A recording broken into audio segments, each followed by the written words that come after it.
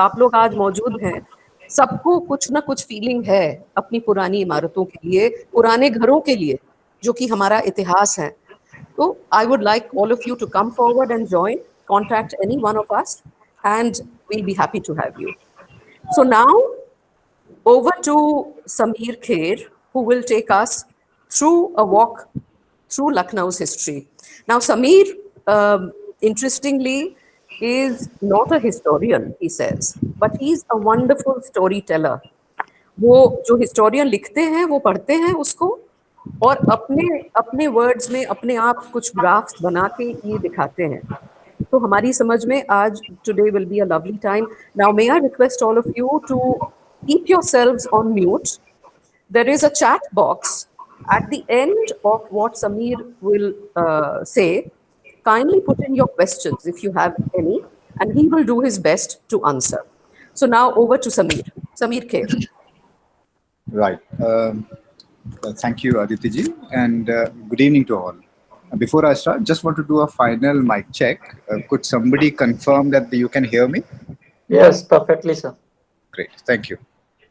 So, well, like Aditi said, I'm not a historian, but simply a person interested in history. And since I'm not, but I'm just a mere history enthusiast, I would request real life historians not to take offense at anything that I may say, and others to simply enjoy the show. Right? I'll be with you for the next hour or so, and let me explain briefly how we will structure this session. So today's session will only attempt to present an overview of Lucknow's monumental heritage, and will only touch upon a fraction of the whole. It's not possible to cover all of it. It's endless. Yeah. Citizens for Lucknow plans to facilitate similar sessions fortnightly, which may focus in greater detail on individual monuments later on. This session will be more like a presentation or a slideshow with a running narrative, and the estimated time till the end is about 45 minutes to an hour.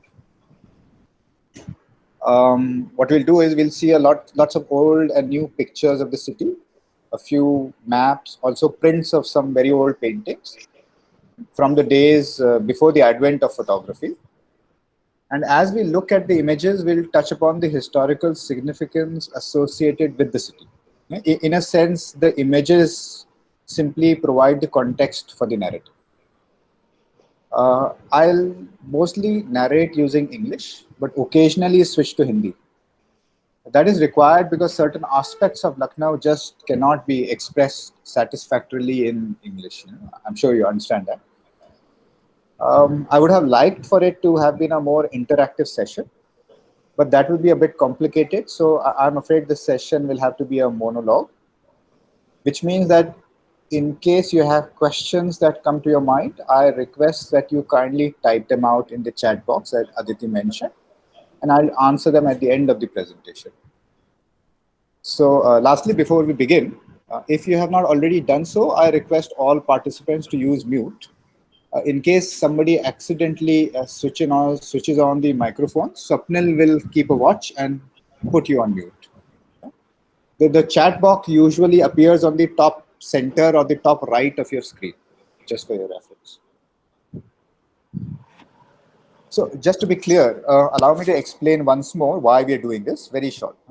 So as you know, this is being organized by citizens of Lucknow. And since I am a citizen of the city, and also so are many of you, we all know that it is a special city. And it is home to many wonderful things that need to be preserved. Monuments are just one of those things. So, but we believe that to preserve something, it has to be valued correctly. And for that, it has to be first understood and appreciated fully. So the session simply aims to play a small part in enhancing this appreciation. And for those of you who already do so, it is to gently nudge you into spreading the good word. So let us begin.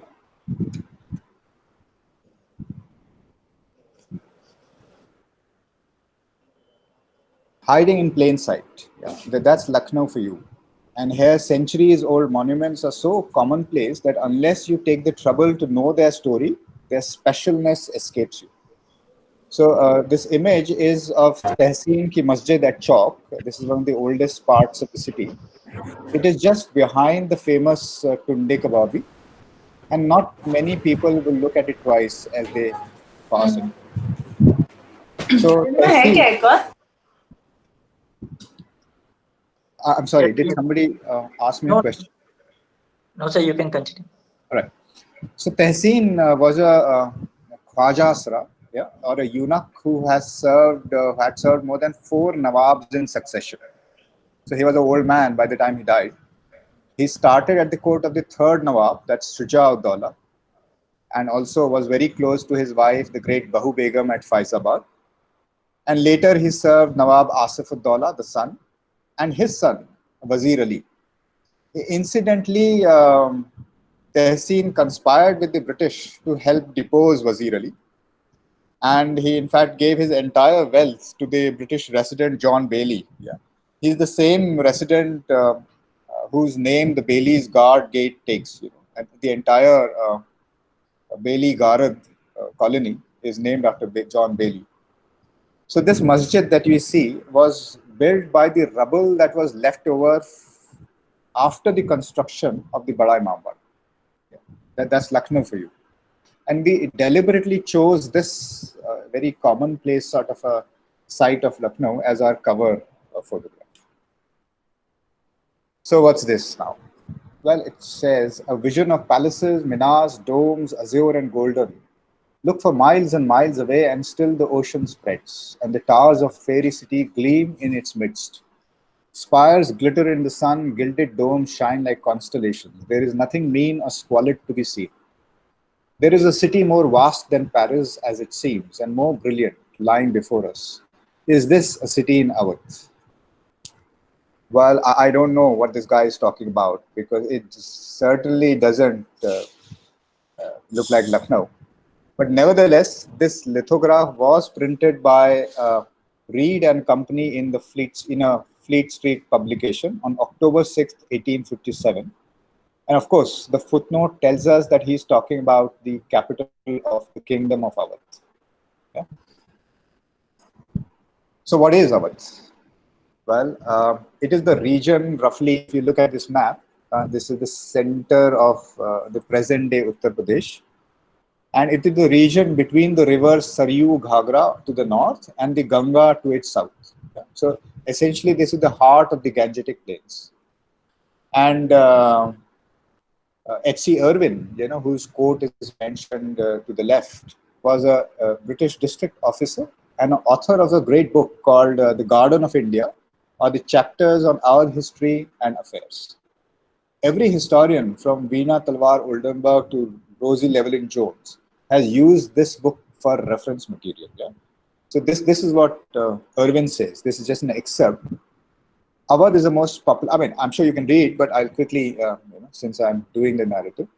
Awadh is the most populous country subdivision or a province of its size on the planet. There is no region in the world of such small extent, and indeed no region whatever, which can claim to be the holy land of two such faiths. He's talking about Hinduism and Buddhism here, which between them probably number half of the whole human race. The memory of the great part which he played in the history of the world should secure tender treatment for Awadh, even at the hands of conquerors of alien creeds and of other blood. And that's H.C. Irwin writing in 1880s.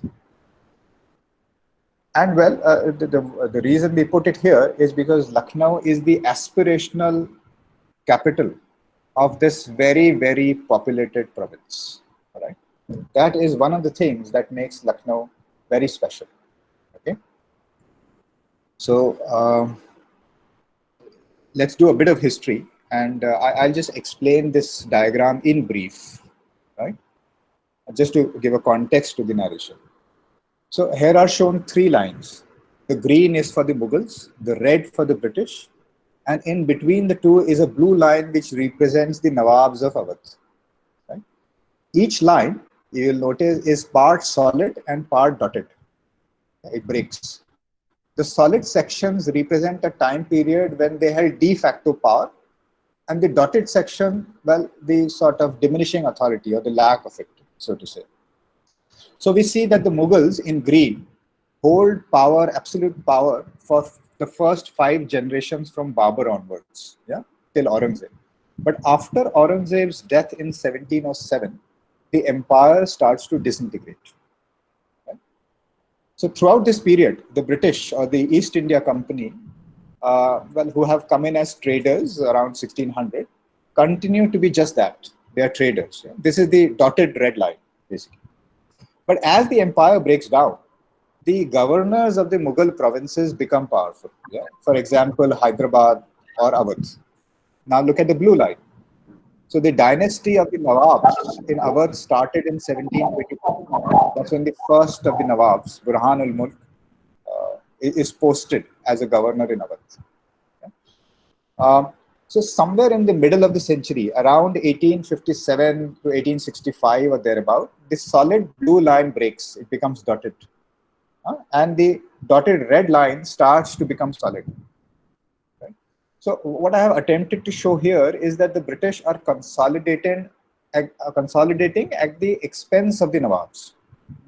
In fact, as I'll explain later, the Awadh was really the cornerstone of the British colonial expansion in India. This is very, very important. And but some people do understand it, but others think that the British colonial expansion just happened. Yeah? There's no special Awadh connection, but there is. Yeah? Well, all of this, as per this diagram, culminates to a boiling point in 1857. So if you see these two vertical red lines from 1757 to 1857, this is a period of 100 years exactly. And that's the entire dotted blue line. That's where we are. That's what our presentation is about, basically, between these two lines. But another thing that is not very apparent here, the second important thing that these lines help us understand is the shift in culture of Lucknow. All right. Rather than explaining extempore, I'll just read out a passage from Gujashta Lucknow. I'll do the English translation of Abdul Halim Shahrar's book.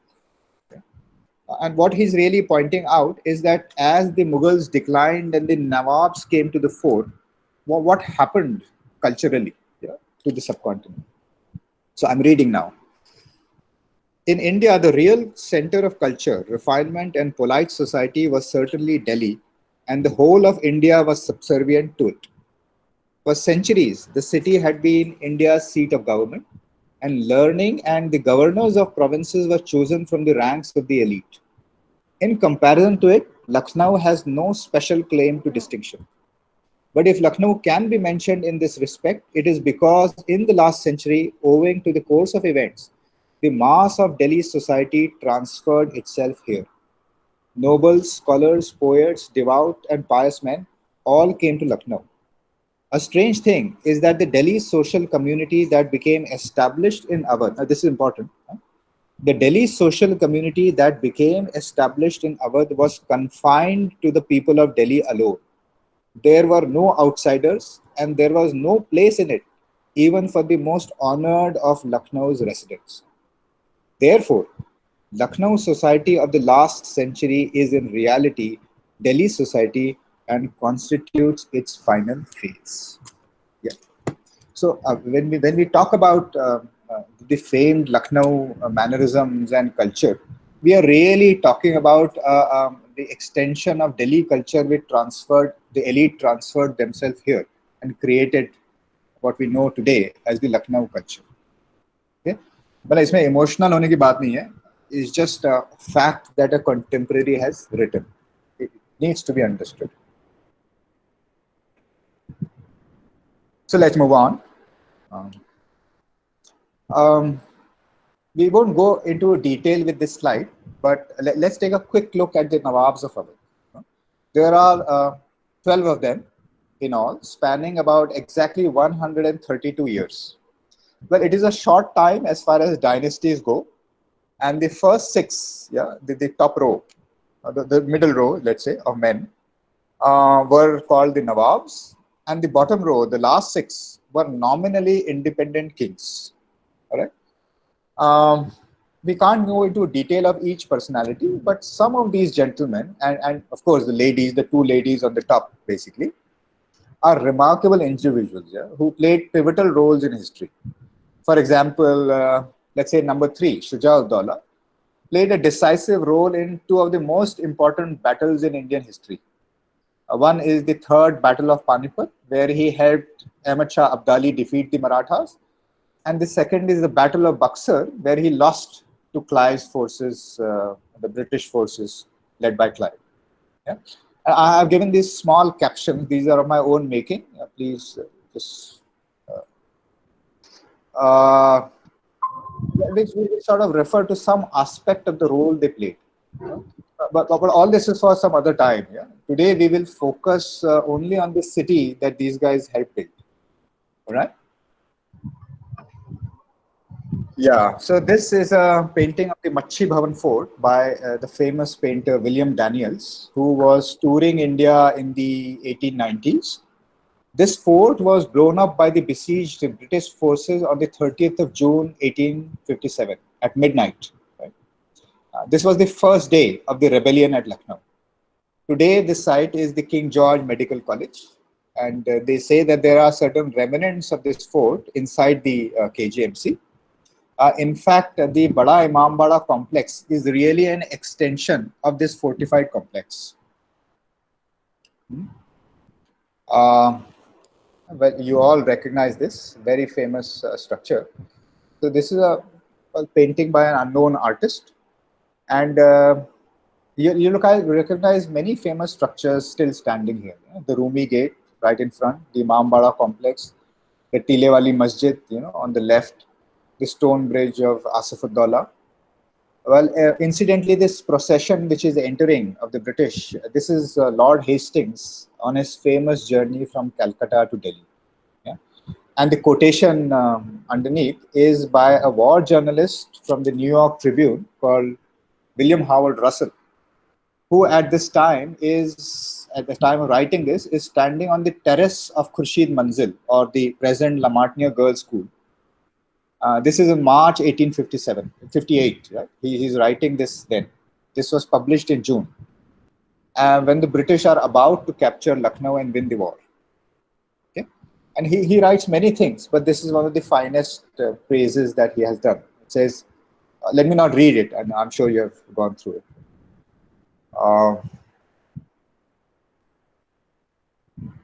Again, so this is one scene from the river bank, and this painting shows the Tile Wali Masjid on the Lakshman Tila. अब इसमें जो वो टीला है, you can see that it appears very prominent. Obviously,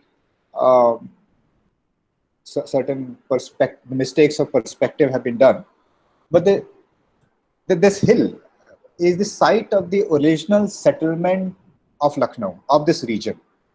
So archaeological remains of the archaeological dig site under this hill dated to the 3rd to the 5th century BC.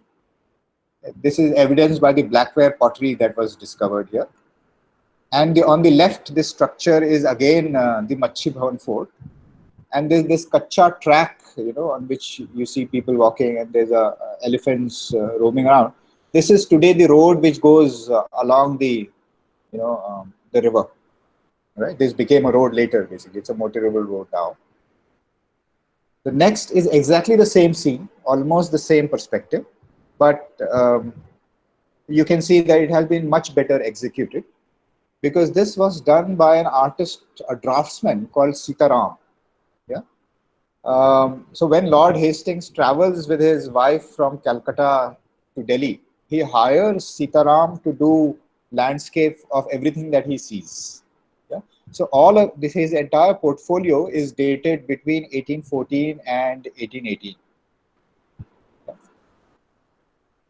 Again, you see the Machi Bhavan Fort, and the two towers behind the Machi Bhavan Fort are the towers of the mosque inside the Mambala complex. Yeah, the Gomti riverfront. Now, this is the riverfront. It is by and large still intact, right?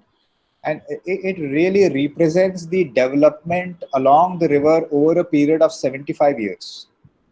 Okay? So it was an exclusive construction zone for the royalty, and it spread from the western end of the city, that's the Rumi Gate or the Tile Wali Masjid end, to Sikandar Bagh, जहाँ भी botanical garden है.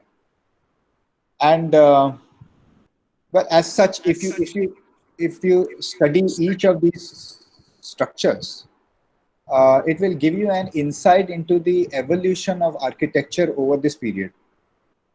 Yeah, I mean, the scale of buildings was diminishing, and the design was changing also. Yeah, so this pyramidal, structure closer to us at the near end is Kadam Rasool. This is today between Shah Nazaf and Botanical Gardens. Yeah, today it's simply a pile of mud, and at one point it also served as a gunpowder depot during the war. Next to it, the dome sort of structure is Shah Nazaf, and the building at the far end, of this painting is the Chhatar Manzil Palace. Most of these structures can still stand and can easily be accessed. Now let's move on to, okay, so this is a slide. We'll now look at just one structure. This is the only time I'll do this in the presentation. We'll look at one iconic structure of Lucknow. Yeah? This is the Rumi Gate. It is named after the Roman gate at Constantinople, which still stands and is called Bab-e-Humayun. And this is the western gate into the city, the western end of it. So this is the first image, and this dates to around 1858, just after the mutiny. And if you look at the gate now, you will see that the two side entrances, the arches, have been walled. जो आजकल खुले रहते हैं, उसमें से traffic जाता है, पर ये समय बंद है. Now look at the second image. Yeah, this is how it looks like today. Yeah, though the three arches are open. Yeah, and the third image. Okay, now this is a painting again by some unknown artist in color, and it shows beautiful lime plaster. And just there are these seashells. They have been used just above the arches, the panel above. ये basically Quran की आयतें लिखी हुई हैं, and what they have really used for this colored thing are seashells. The golden cupolas on the top, they used to have lit torches so that a person approaching the city from the west can see it from far off. So just beautiful it is. So I just do it once more and we'll move ahead.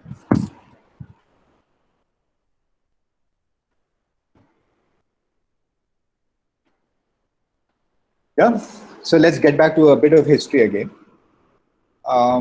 Through a series of maps, I'll just show you the making of the British Empire in India and the Awadh connection.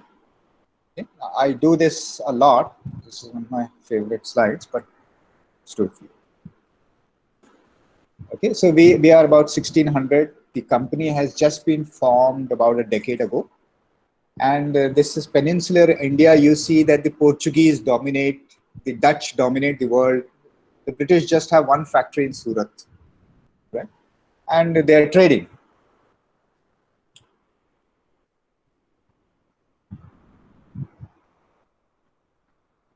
Yeah, so this is the second slide. Now, a lot of time has passed, but you see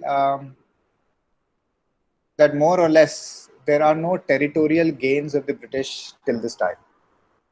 Okay? More or less, they're still trading. Just a second. I'm so sorry. I would want you to look at the two previous slides again, if you allow me. I'll just that will be easier to understand. Let me do this again. So I just want you to focus on the two red lines, which represent the 100 years between 1757 and 1857. This is when the blue line becomes dotted and the red becomes solid. Yeah? The next one here, the first three Nawabs here, okay, they represent the solid blue line, which means from 1722 to about 1857. Now, number three, Shuja-ud-Dawla, he is the one who fought the Battle of Buxar and the Third Battle of Panipat. After he wins the third battle of Panipat, he marches into Bengal to deal with the British, who by this time have already won the Battle of Plassey. Yeah?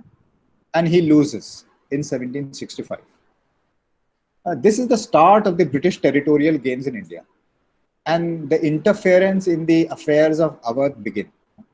So, number 4, Nawab Asif ud-Daula is the one who moves the capital of Awadh to Lucknow in 1775. Apparently, he does not get along well with his mother, the great Bahu Begum, on the top left. And after him, it's mostly downhill all the way till 1857. So now let's go back to our other side and see what the Lucknow connection is. Okay, just give me a second. I'll go back to the original side.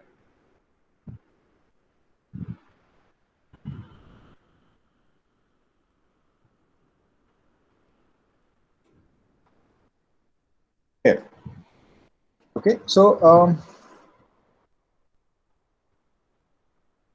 the Lucknow connection is, well, what is it that Shuru mein, they were simply traders for almost 150 years. Okay, 1757, the Battle of Plassey, and they get their first territorial gain. 1765, Shuja ud-Daula is defeated. By 1800s, the British control peninsular India because they have defeated Tipu Sultan, and the Nawab of Hyderabad has become an ally. And you can see that Sri Lanka, which was brown earlier, which means the Dutch controlled it, is now pink because they have ceded it to the British. 1803, very, very important year for Awadh. If you see the place where Uttar Pradesh should be, just show it again. Yeah, see that. Yeah, Sadat Ali Khan has taken over, and he has ceded half of Awadh to the British. Okay. And 1806, a small patch near Gujarat has also turned red because opium trade in China is, well, nearing its peak, and they are growing the Malwa variety of opium down there, so they need it, so they just take it. By 1818, well, they have defeated the Marathas, and over the next 20 years, well, they defeat the Nepalis, the Burmese, the Sikhs. Yeah. And the final thing that they do, if you see the map of UP now, you still see a bright red patch surrounded by dark red. Okay. Now, this bright red patch are the 12 districts of Awadh which still remain with the Nawabs. But at this point in time, in February 1856, Awadh is the last state to be annexed. Okay, and the British hegemony is completed. 1857, the rebellion begins in Lucknow. So, how did this happen, basically? How did this incredible transformation begin, basically? And this is where the connection is. Okay. Now, all of this territorial gain was basically won for the British by the Bengal Army. Bengal Army, what is the Bengal Army? This Bengal Army consisted of one BNI, one Bengal Native Infantry Regiment in 1757 when they fought the Battle of Plassey. And it had swollen to 64 Bengal Native Infantry regiments in the next 100 years. 70% of the soldiers of this army were from Awadh. And every time the map of India changes, as we just saw, one of the two things happen. Well, the British have either asked for a cash subsidy or a loan to finance the war, as in the case of Nepal war, or one of the Nawabs has either died or has been deposed. So as the new Nawab ascends, yeah, the British ask for one of these things. They either ask for territory or they ask for an increased subsidy. For example, in 1803, Sadat Ali Khan surrenders half of Awadh. and increases the subsidy. So, in essence, what is happening is that Awadh is being made to run the British war machine and populate its army. Yeah. Hence, I say that it was the cornerstone of the British expansionist policy in India. And very strategically, Awadh was the last province in India to be annexed by the British. Right? So here we see Warren Hastings. He's the Governor General of Awadh at the time. He is sitting with Asif Ud-Daula is trying to introduce him to Prince Jawan Bakht, who is the heir apparent to the Mughal throne.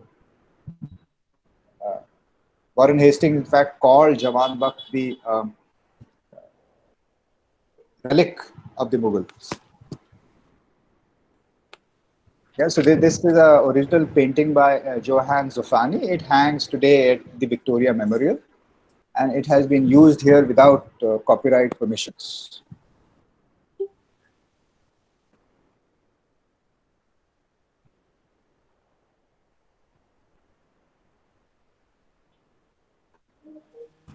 Right. So what else is so? So a lot of historians have referred to this relationship between the British. It's almost like a stranglehold as the fatal friendship, and all of this finally culminates in, well, what some historians call the Sepoy Mutiny, while the others call it the First War of Independence. It depends on your perspective and your where you have got your degree as to what you want to call. Yeah? So, but it's each person's call to take. Uh, and it was Lucknow, most of all, in this war, which took the lead in this era-defining conflict, and has paid one of the heaviest prices for it as well.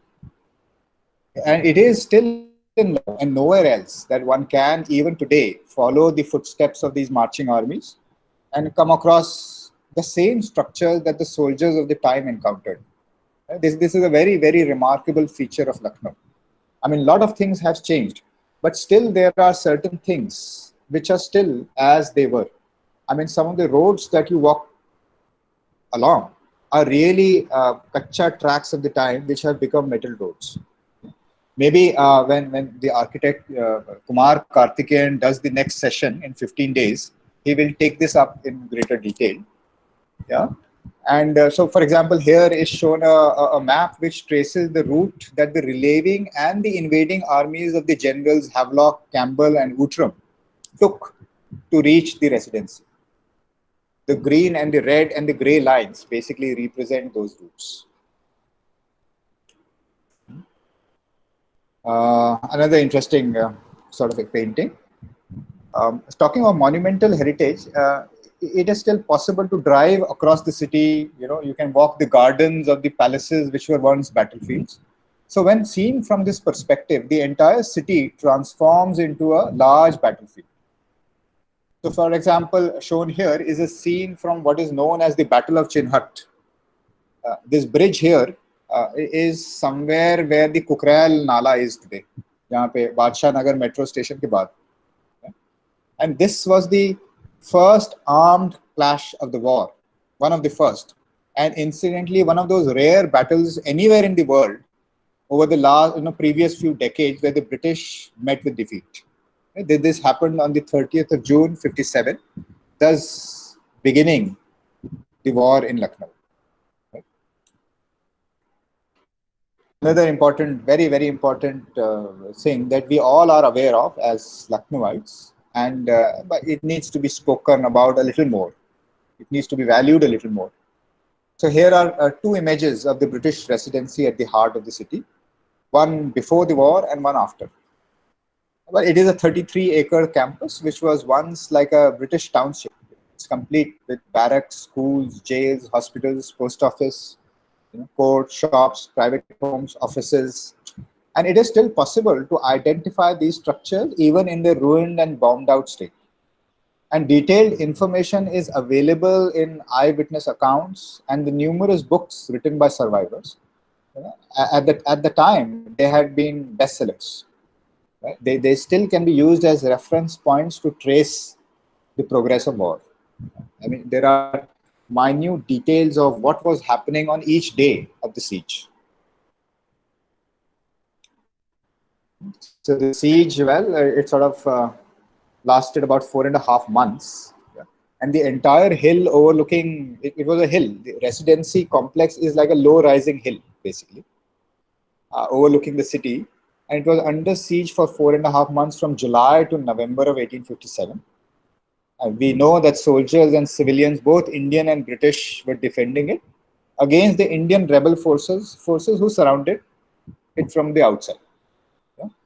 Um, this sketch here, it looks out from an entrenched position inside the residency towards the east. So you can see the Chhatar Manzil Palace, the tombs of Nawab Sadat Ali Khan and his Begum Khurshid Zadi. You can even see Lamartine Boys School, Claude Martin's palace, over the horizon there. Even the girls' school right next to the Chhatar Manzil Palace is visible. This is the Khurshid Manzil here. Yeah, this is another famous conflict zone. I mean, not so well known to Lucknowites, but in England it is very famous. This is Sikandarbad. You can identify the top left picture. Today, of course, it's the lovely botanical gardens part of it. But on 17th of November 1857, over 2,000 Indian rebel soldiers were massacred within its 100 square yard walls. All right. The painting at the bottom left illustrates that struggle.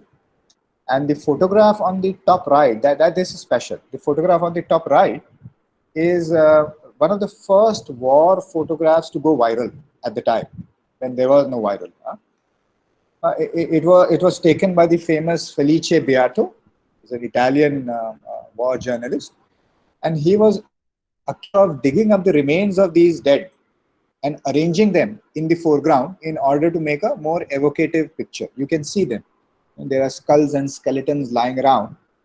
So these had been buried, and they were dug out or wherever they were hiding, and spread out before he took that photograph. And this photograph led to one of the first debates globally on the ethics of journalism at the time. Almost like although this was not where war photography started, but it is almost the advent of war photography. Yes. So yeah, of course, it was an important conflict and much has been written about it. But what is not so well known is what the British did to the city of Lucknow after they took over. So here you see two maps.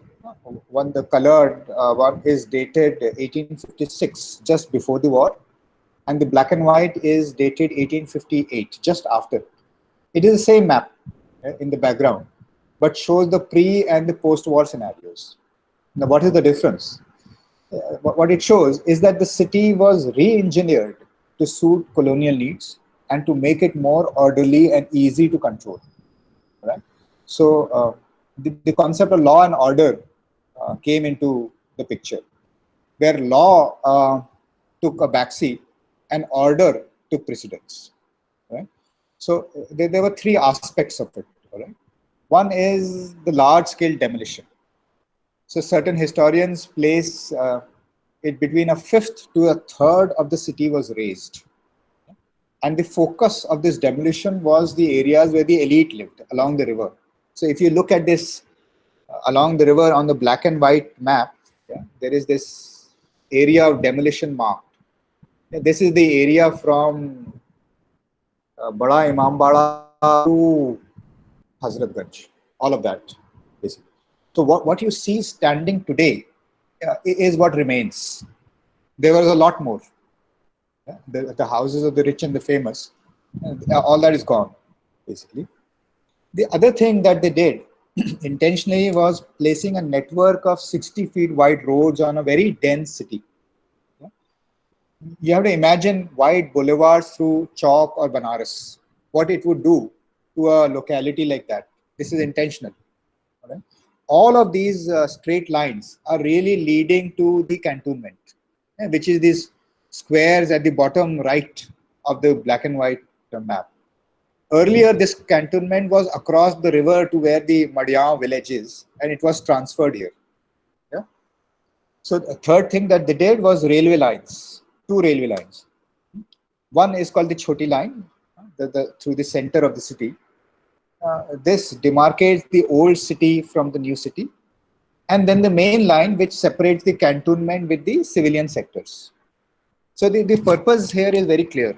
Yeah. You can use artillery fire on straight roads to control crowds. Railway line can bring in troops, evacuate civilians. Yeah, and so it's very clean and hygiene. Hygiene is the key here, basically. So they really intentionally destroyed the organic symmetry of the city, from a east-west axis to a north-south axis. Yeah? And Karthik has promised me that when he does the session next fortnight, he will delve more in detail on this. Yeah. Now the thing is that this experiment first happened in Lucknow, but later this became a blueprint for restructuring some of the most important cities in India. For example, Delhi. Yeah. You can go to any of these cantonment towns and you will find this pattern: a railway line and a cantonment on one side, and the city, straight roads radiating from the cantonment, and a uh, city in control. This is the space we live in, really, without realizing it. And the reason we are pointing out this out is that heritage is not simply pretty buildings. This too is our heritage, and it helps us understand an important aspect of our lived reality. All right? This is how special Lucknow is. If you really get into it and try and understand what it can tell us, then there is a lot. So, well, this slide shows some of the buildings some of the missing buildings of Kaisarbagh only. There are such buildings across the city, but I have just focused on Kaisarbagh. And this is one of the palace complexes here. And none of these really exist now. For example, on the bottom left is called the Lanka. This is where the Amiruddaulah Library is today. Right? The one on the top, you can still see the Sadat Ali Khan's Maqbara in the background. But the building in front is where the Bhatkhande Music College stands today. So, Marmari Pul ke piche. So, although the one of that building is also very old, but that was built by the British much later. The original Pari Bhavan is gone now.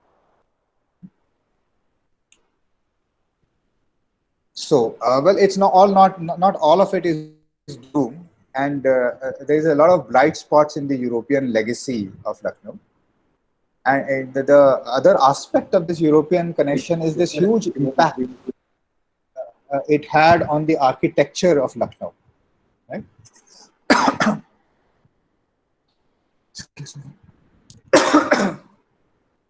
And this is not just about prominent palaces, but also private homes.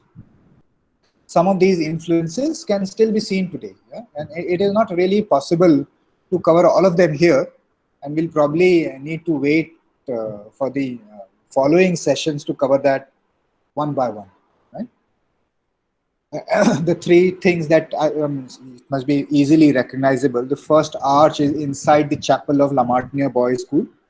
The center picture is the clock tower, which was built much later, about 25 years after the war. It was paid for by the Waqf board, but constructed by British engineers. And incidentally, this is the tallest clock tower in India.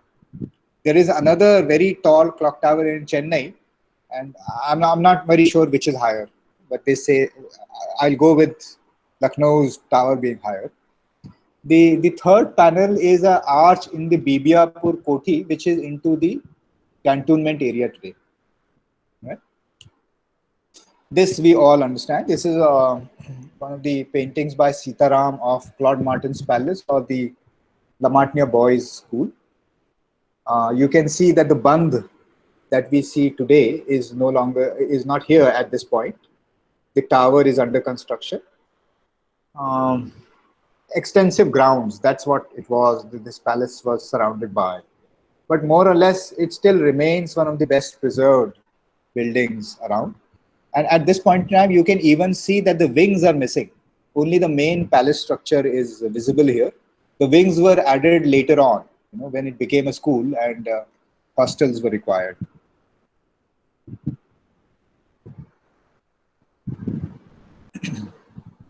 Yeah, so well, this is one of the lesser known, but as far as architectural influence goes, this is perhaps the most influential building in Lucknow. As far as European architecture goes. Yeah?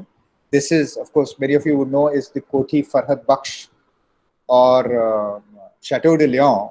This is Claude Martin's townhouse, and this is where he passed away. He's buried in La Martiniere Boys School, but he died here. Yeah? And this house was literally built on the river. And recently, quite recently, a couple of years ago, subterranean tunnels and passages were discovered underneath. The government agencies are really doing an excellent job of restoring it. And in fact, citizens of Lucknow had organized a walk there um, on the premises a few months ago. Yeah? And hopefully they'll do it again. Let's go to the next one. Yeah, so frankly, today's session, we have not even scratched the surface. And this is partly due to lack of time, but mostly due to my own limitations as a narrator and a non-expert. But the purpose of this session was more to encourage ordinary citizens of the city to play a more active role in bringing this incredible heritage to the fore. We really do live in a very, very special city. So I would like to conclude the session here. But before I take the questions, if there are any questions, I just like to sum up a few highlights that came to my mind as to why I think Lucknow can aspire to the ranks, of amongst one of the best heritage cities in the world. Right? So obviously there is a lot lacking in infrastructure, but as far as monumental heritage goes, we are quite packed. So let me just quickly go through this. You may or may not know, but Lucknow, till just 150 years ago, was the fourth largest town in India and the largest non-presidential town. I mean, after Calcutta, Madras, and Bombay, with a population of over 150,000 individuals at the time, which means it was larger than any city in the US at the time and half the size of London, which was the biggest city in the world in the 1880s. And this is after the fact that Lucknow was the only city in India which actually shrunk after the war. Every other town in India expanded. It has today, the city has one of the highest urban concentrations of heritage monuments in the country. You'll be surprised to know that. I mean, as far as Imam Badas go, there are more than 150 Imam Badas in the city of Lucknow. We know only about 4 or 5. Right? Now, this fact that this is the highest urban concentration is mentioned on the ASI website. It has a surprisingly vast and relevant history, not only for Indians, but for visitors from abroad. We know, it's epicenter of culture and arts. It's the common knowledge. A very extensive and refined cuisine. So there is Irani, Turani, Afghani, Kashmiri influences in our cuisine. And yet, so for example, I don't take Hyderabadi biryani very seriously, right? And there is a reason for it. We all know that reason. No offense to anybody from Hyderabad. Another thing is that it's a very compact city, compact layout, and fairly good infrastructure now. All right, which means that it is possible to explore many aspects of the city in a very, very limited time. Right? And it's a very safe and easygoing built atmosphere, which many other cities lack. There is still a lack of this aggression that you find in many other cities. And of course, the weather. So from October to March, you have beautiful winter weather, which is ideal for exploration. And that brings me to the end of this session. And I'll be happy to take questions now.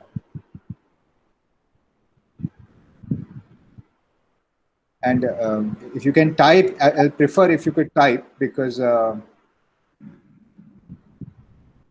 I mean, unless absolutely necessary, it'll be good if you can keep the microphone on mute. Samir, I just disobeyed you and have unmuted myself.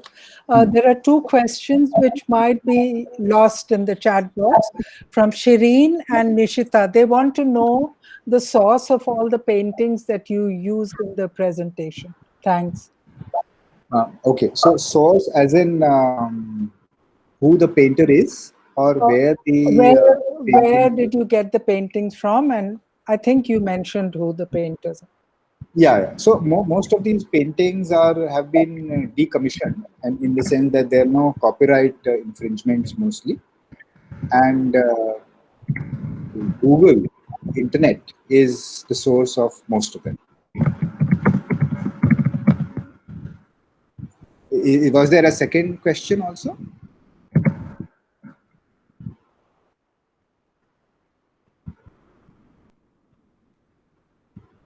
So I'm Two, just two going through the people, chat. Nishita and Shireen, asked the same question. So the answer is one, the questioners were two.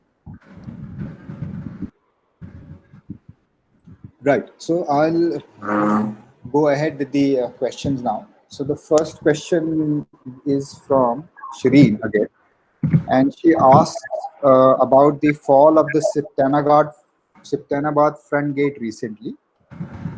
Um, so it's not really a question. She's really asking, what do I say about the fall of the gate? Well, my answer is that the gate has fallen, and the whole practical aspect of it is something like this. Well, requires funds really to get it back on. But for the government, as far as citizens are concerned, what we can do from our locus is to get the government to move. And that is where groups like Citizens of Lucknow come into the picture. Because unless the government feels the pressure to do something, they have other priorities. That's my take on it, basically.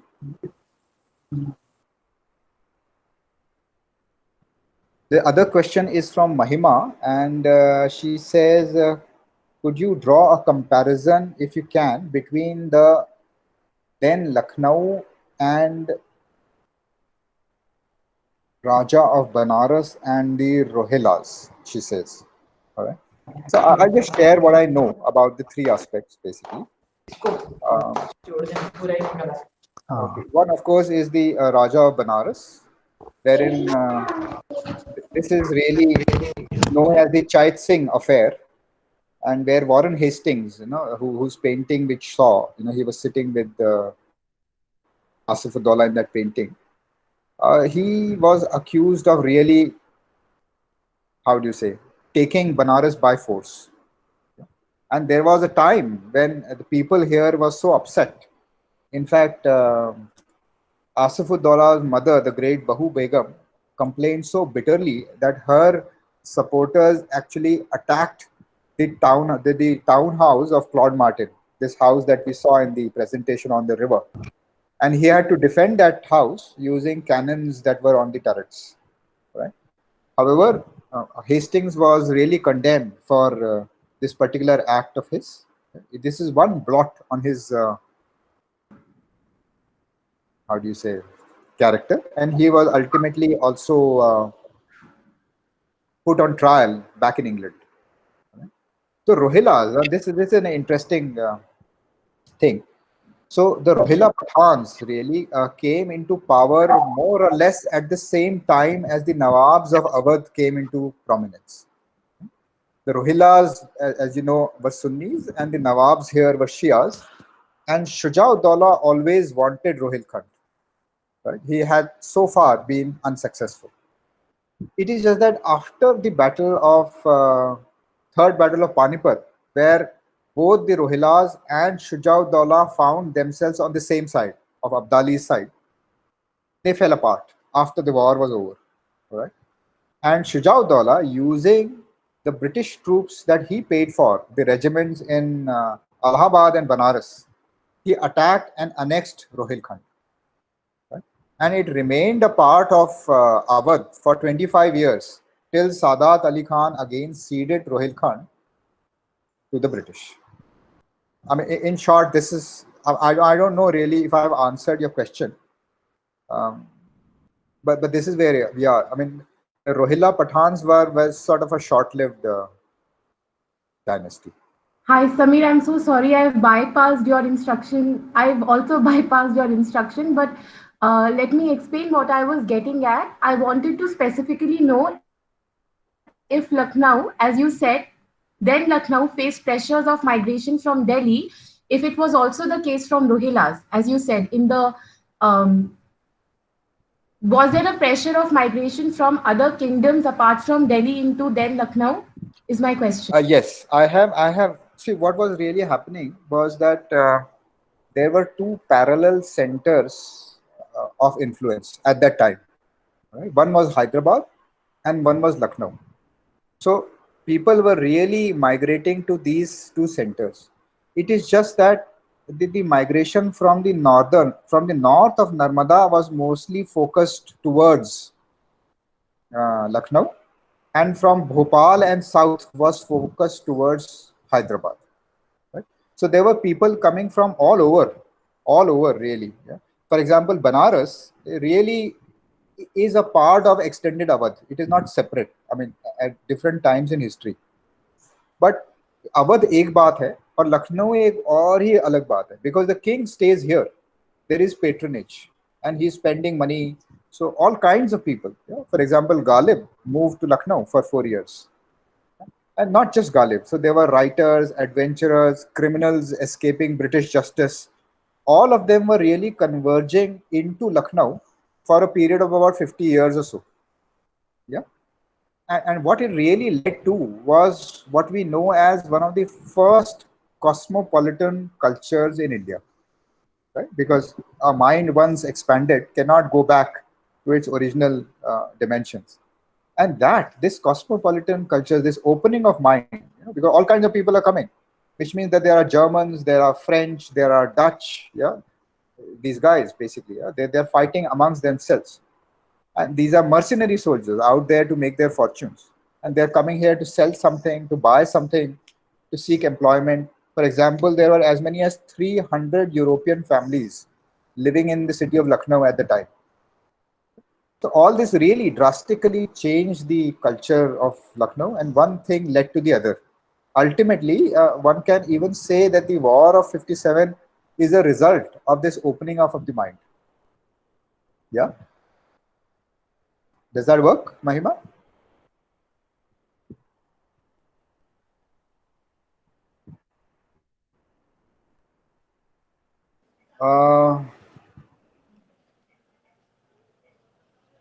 So Vasundhara says that please do bring in some narrative on intriguing personalities associated with the monuments and spaces. May make a rather interesting story. Yes, I think that's a very good idea. And you know, Varun, if you could just type in the email address where people could write in with their suggestions, right? So that we can sort of incorporate those, Okay, yeah. okay, I'll do that. I'll do that. And Samir, I think you missed Kannak Rekha Chauhan's question about the Machi Bhavan. She wanted to know a bit about Machi Bhavan. A brief Could you history please of take Machi that up as Bhavan, well? yes, yes. But Yeah, I think yeah. she has left the meeting. Oh, is it? Okay, fine. If she left, No, no, then we I'm can move not on to the sure. next I'm not question. sure. But let me answer it, okay? Let me answer it anyways. Right. So, I'm right here. oh, right. I'm so sorry. So, yes, Machi Bhavan is, well, almost, it's sort of evolved. It's not like a one-off thing that, एक ही इंसान ने बना दिया. But Machi Bhavan has been around since before the time of Akbar. All right. And at some point in time, there was some sort of a fortification which slowly was evolving. And the Sheikh Zadas, yeah, when Akbar divided his Indian kingdom into the 12 provinces, Awadh was one of the provinces. This is really based on the Mahajanpads of the ancient times. He is simply using that as a guideline. And these are separate revenue centers. Awadh is one of them. And Lucknow, even though it was not the capital of the province, it was the revenue capital of Awadh. Yeah. So the Sheikh Zadas, which means the first Sheikh was a gentleman called Abdur Rahim Sheikh, and he was given the governorship of Awadh by Akbar himself. He chose to make Lucknow his headquarters, and he was the first nobleman to start staying at Machi Bhavan. Yeah. Slowly, the fortifications sort of grew up, and Abdur Rahim Sheikh's descendants were known as the Sheikh Zadas, and they basically held sway over Lucknow for 2 centuries, yeah, till 1722. So after Aurangzeb dies in 1707, um, the empire disintegrates, and all of these governors, including the Sheikh Zadas here, stop paying taxes. To restore the flow of taxes, the Mughal emperor sends Burhan al Mulk, he is the first Nawab, to Awadh, all right, to restore this flow of taxes. And what Burhan al Mulk does, that he comes and pitches his tent first in Faizabad. Yeah. And one day he comes to Lucknow, where Machi Bhavan is. At this point in time, the situation is that whoever controls Machi Bhavan controls Lucknow. Whoever controls Lucknow controls Awadh. So he comes to Lucknow, and there are three versions of it. Right? The last time I narrated these three versions, somebody got really upset, but I'll do it nevertheless. Version one, Burhan ul Mulk throws a party where he invites the Sheikh Zadas. While the party is going on, his army moves into the Machi Bhavan and takes control. Version 2, he throws a party and poisons the prominent Sheikh Zadas. Version 3, there is actually a skirmish and he wins straight, hands down. Either way, the result was that the Sheikh Zadas agreed to accept Burhan al Mulk's hegemony and move out of Lucknow, right, towards Kakori. They still stay there. And Burhan al Mulk goes back to Faizabad. Three generations. Sorry, please, Varun, you're saying something? No, sorry, I thought you were done with this answer. I just wanted to say that some people have been asking about the fish symbol of Awadh. That is actually an extension of one of the versions that you told here. So please elaborate. हाँ, वो भी बताता हूँ मैं. Let me just finish this. Okay? Yeah, sorry, I thought you had done. Yeah. No. उसमें फिर क्या हुआ? Where was we? Right. So anyway, all this happens, and it is only when Asaf-ud-Daula moves the capital from Faizabad to Lucknow when he really starts doing major construction around the Machi Bhavan Fort complex. Like I mentioned earlier, Imambara is really an extension towards the west of the same complex. All right. Now, it remained in the Nawab's possession for a long time till February 1856, which is when the British took over the Machi Bhavan Fort, and they made it the headquarters of the Queen's 32nd Regiment. Yeah, their regimental headquarters, and also the gunpowder depot. 1 year later, when the war began on the 30th of June, and the Battle of Chinhut takes place, Henry Lawrence is the resident, and he decides that he cannot defend both places, Machi Bhavan as well as the residency. So he asks a certain Colonel Palmer, who is in command of the 32nd, to evacuate the fort at midnight and blow it up, because there's a lot of ammunition there which he does not want to fall into the hands of the rebels. And that's the end of it. Right? Now, let me answer the fish symbol. There are two stories to it. One is Nawab Burhan al Mulk is basically sailing down the river, Saryu, and a fish jumps onto the deck. He considers it a good omen and uses it as his state emblem. That's one simplified version. The other version is that fish is the ancient symbol of Persian royalty. The Mughals, yeah, who also share Persian genealogy, were inspired by the Persians. All right. And they gave a title called Mahi Muratib well, literally the order of the fish to the Nawabs of Awadh. So it's a title that the Nawabs received from the masters, the Mughals, and they used it as their state emblem, a pair of fish.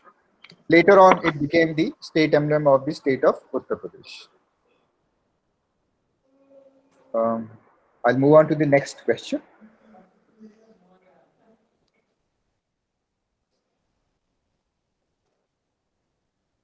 थोड़ा सा time लग रहा है क्योंकि ये comments और questions को distinguish करने में there are 100 messages here, it seems.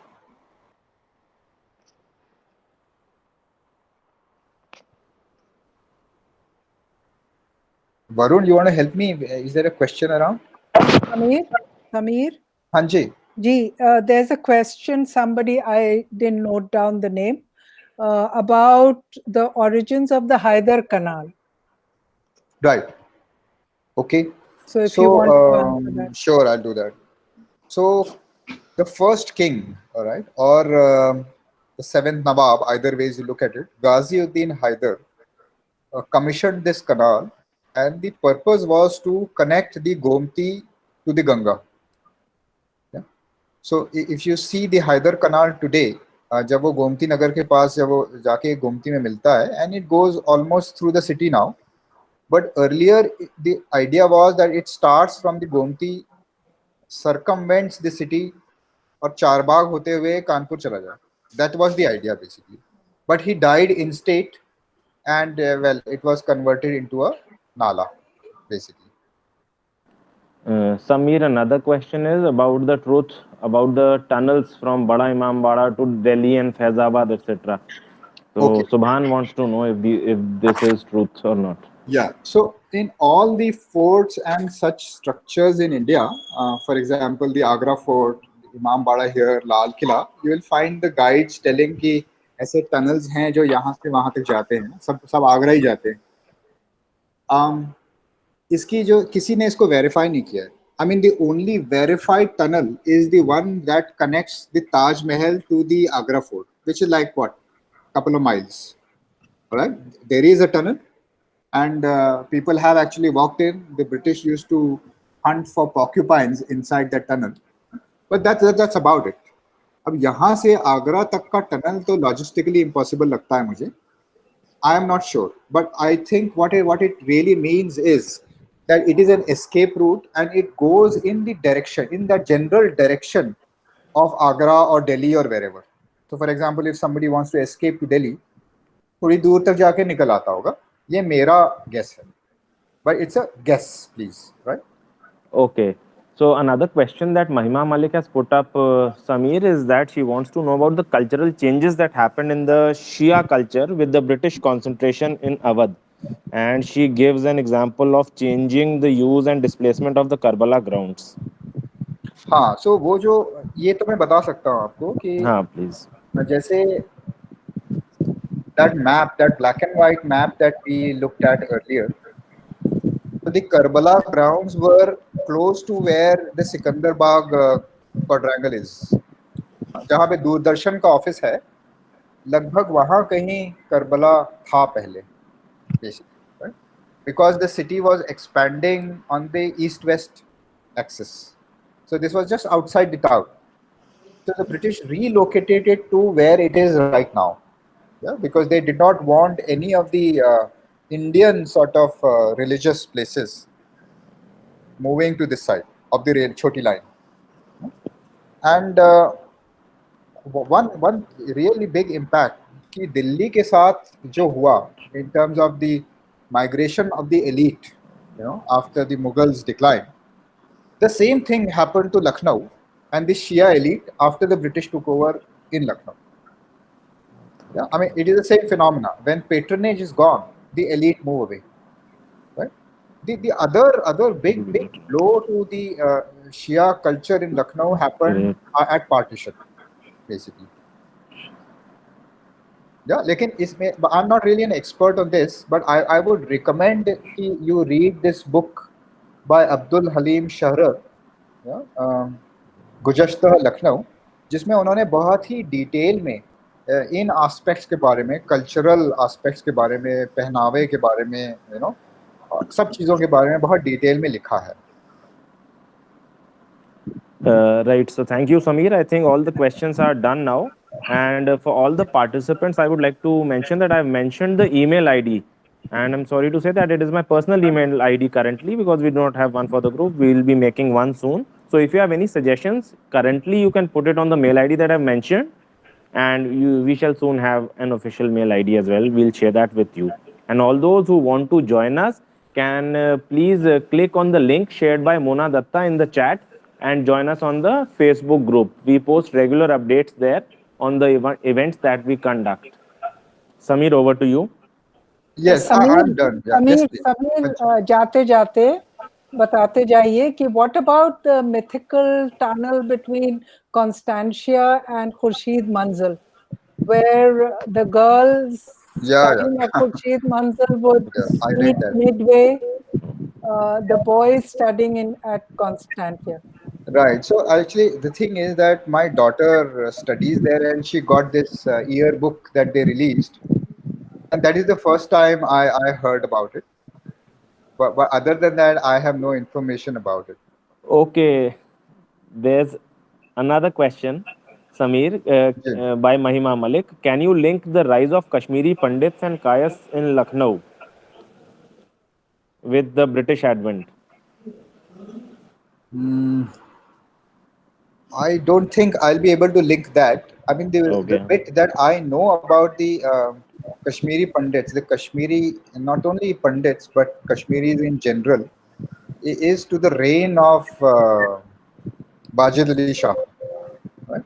Because at one point in time, uh, अभी भी कश्मीरी मोहल्ला है कैसर बाग के पास पे, especially the influence in cuisine, right? In breads. So the Kashmiris were really brought in because of their erudition. वो बहुत ही ज़्यादा पढ़े लिखे थे और बहुत ही खूबसूरत लिखते थे basically. Yeah. So that was the reason why they migrated and got the patronage of the king, basically. But as they did better and better in the city, more and more came in, basically, and they brought with them their own food, which is a major influence in Lucknow cuisine. Samir, I think most of the communities settled in Lucknow were encouraged to come and live here as traders, like the Parsis, for example. They came to sell gems, and then as they settled down, they looked, or Zareen Vikaji's ancestors, they came for one kind of trade, and then eventually, they found other professions. So I Right. think the reading and writing of the Kashmiris may have come later once they settled down in Lucknow. But basically, everyone who came here came to make money. So they came as traders, I think. Right. Samir, Okay, I so think we I have have a one last question left by Aviral. yes. I am So reading he that says, now. It's a good yeah, question. please. That's Yeah, the spatial development. Huh? Wala? yes. हाँ वही वाला. Okay. So the question is, I'll just read it. Can we know something about the spatial development of Lucknow at an urban level? And in most Islamic Indian cities of that time that were walled, but what about Lucknow? Right. So yes, Lucknow was not really a walled city, yeah, because the growth of Lucknow was not like a one-off growth where you wall a certain area and the density grows there. Okay, so how it happened here is that chalk has always existed. Let's put it like that. And what is chalk? Chalk is a couple of shopkeepers who have come. A community has come to Lucknow and settled here. Another community comes and settles next to it, and it sort of grows organically. It always existed. Let's just say perpetually. And then Asafullah comes and makes Lucknow the capital, and he says कि मुझे चौक के पास रहना है. तो जहाँ अभी clock tower वाला area जो है जहाँ पे सतखंडा है और टेराकोटा बारादरी है, उसके पीछे उन्होंने अपना घर बनाया, more or less somewhere there, all right? Daulat Khana, because it's just 2 kilometers from Chowk. Because the king settled there, the elite started settling in between Chowk and where Daulat Khana is.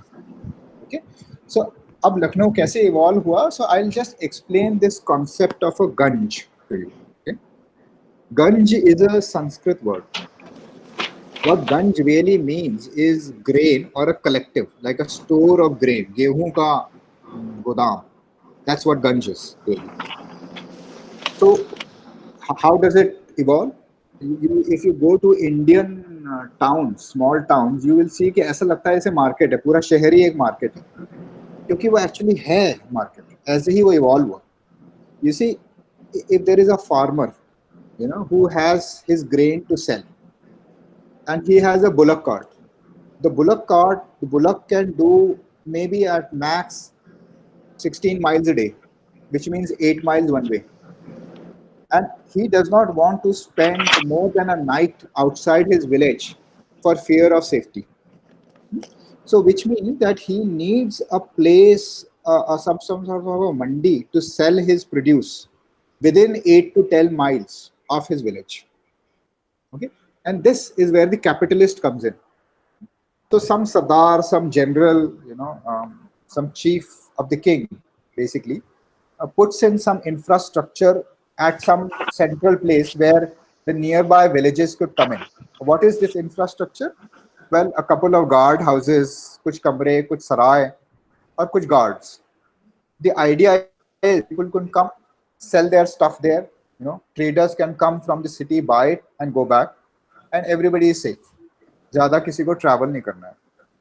So that is why across UP you will find all of these towns जिनका नाम गंज से बशीरतगंज और ठाकुरगंज और whatever. Yeah. तो ये होता कैसे? The proliferation of Ganj is really a sign of a strong center. When the king is secure, he allows his subordinates to open Ganges in their own names. All right, so that the capitalist principle could take place and money economy flows. When the British came in and pressured Asif-ud-Daula for funds, what he did, it was very, very smart, that he allowed his subordinates to open ganges in their own names and keep the revenues. So supposing if my name is Samir, I open a Samir Ganj, तो उसका एक part थोड़ा सा एक revenue मैं अपने पास रख लूंगा, और अपना नाम उस गंज को दे दूंगा.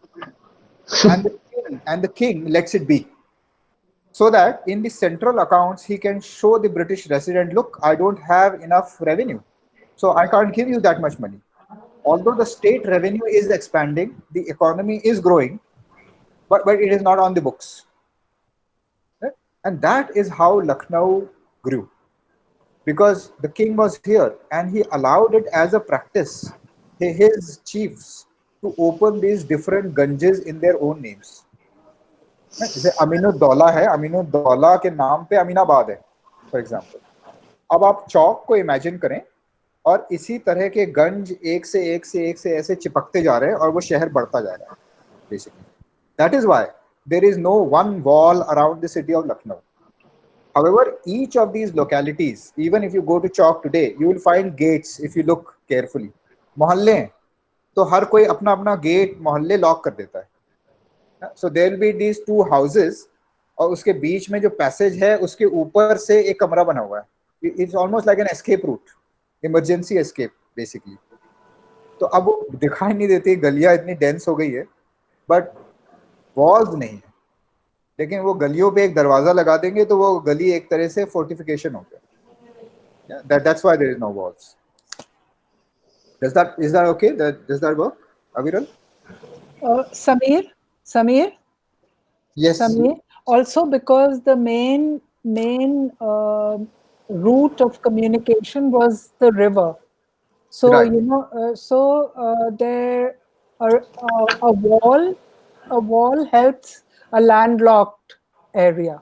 But since most of the people who occupied Lucknow or who coveted Lucknow, they would attack from the waterfront.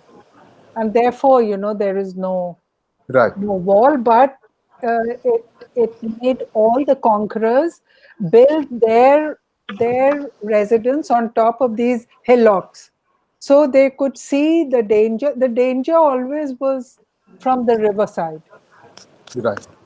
and Thank you. walls are built, where on the roadside. Right. That's a good logical explanation, I think. No? It makes sense. So I see another question here, जिसका मुझे सिर्फ part answer पता है. Right. So, Samir, this is the last question that we'll take up Sure. for paucity of time, right? So, after this, we'll thank everyone and we'll be Are done for you the day. referring to Lalit's question? Yes, yes. That Lalit's question will be the last question that we are taking up. Yeah. Okay. So it says, why was the iron bridge destroyed after a few years of its construction? So एक point तो ये है कि the iron bridge was really imported. So Ghaziuddin Haidar was well, he sort of imported the iron bridge, got it custom made from England, and shipped to Lucknow, and then it rotted for 2 generations, right? और उन्होंने इसको assemble नहीं किया और वो पड़ा पड़ा खराब हो गया. Then his grandson ordered another bridge, and which came and which was then again assembled and it was function. Now यहाँ तक तो मुझे पता है clearly. इसके बाद there are two versions of it. I am not sure of it. Huh? One is that when the war ended and the British were about to evacuate the residency, they bombarded the bridge of boats and the iron bridge, and it was damaged in that bombardment because the Indians were fleeing Lucknow using the bridges basically, and the bridges were covered by the guns in the residency. Okay? And later, the other version is that it rusted and was later dismantled. Yeah? However, just to be on the safer side, I would want you to check it somewhere because I'm not sure if this is the accurate answer. And so let's just end it here. So thank you for your time. All right. And if we meet again, it'll be great to listen to Kumar Karthike, who is an architect and involved in the conservation of the Chatan Manzil Palace complex. He'll be most probably he'll be doing another session in about 15 days, and you'll be Yeah, informed. very soon we will be doing it. Right. So thank you all for joining the session, and it was a pleasure to have you all. And this was sort of a first session online, and we never imagined it will be that smooth with everyone's participation and no technical glitches. So we'll definitely be arranging more sessions in the coming time. We look forward to it. Thank you all for your participation. Thanks, Samir. Thanks for conducting it. Thank you all.